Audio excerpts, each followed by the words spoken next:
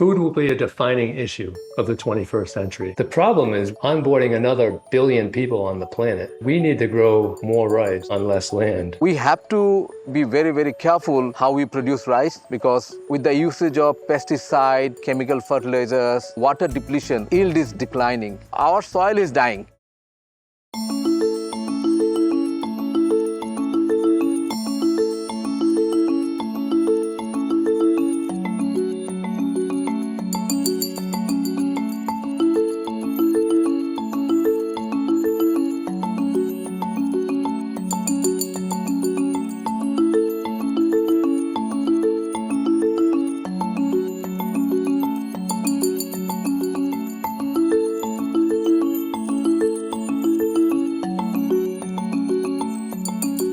We really can't overstate the importance of rice. Over 1 billion people derive their livelihood from rice. It represents 20% of the caloric intake for the world's population. 1/4 to 1/3 of fresh water reserve is allocated to the growing of rice in flooded fields. And when water is flooding a field, it's creating microbes that are producing methane gas.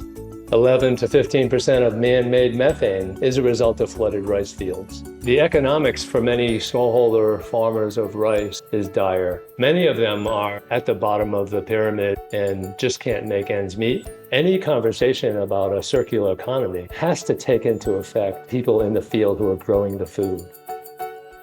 Food will be a defining issue of the 21st century. The problem is onboarding another billion people on the planet. We need to grow more rice on less land. We have to be very, very careful how we produce rice because with the usage of pesticide, chemical fertilizers, water depletion, yield is declining. Our soil is dying.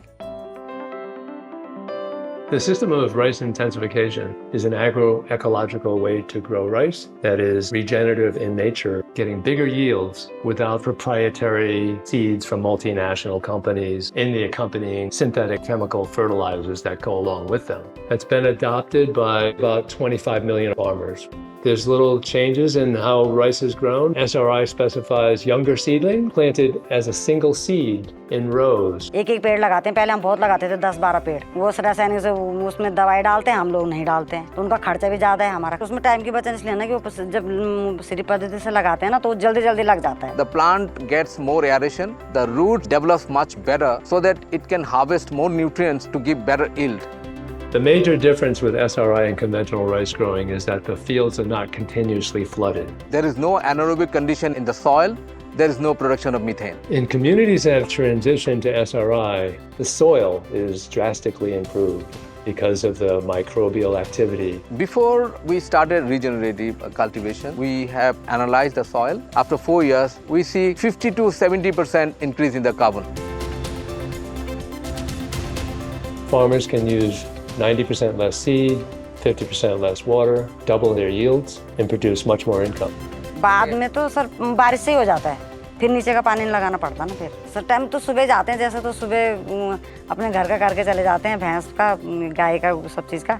खेत में जाते हैं, खेत से भी 2 घंटे पहले घर आ जाते हैं। परिवर्तन हमारे परिवार में परिवर्तन ये है कि जब हमारा खर्चा कम हो रहा है तो हमें बचत भी हो रही है और हम अपने बच्चों को अच्छी जगह।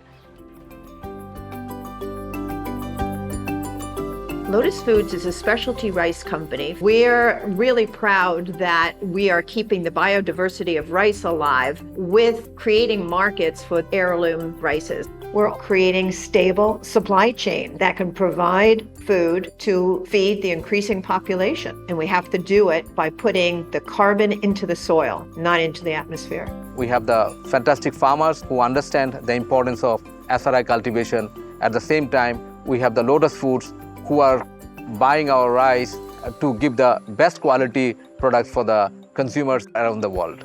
As a business, we have seen that these increased costs have paid off because consumers are understanding benefits of regenerative agriculture. Organic SRI is inherently regenerative. We're talking about animal welfare, community, and people health. The reason why we wanted to be one of the first companies to have a regenerative organic certified rice so that we could show the world how important it was to grow rice, this amazing crop that feeds half the world's population, without greenhouse gas emissions, without lots of water. Actually, it's good for business. That's the bottom line.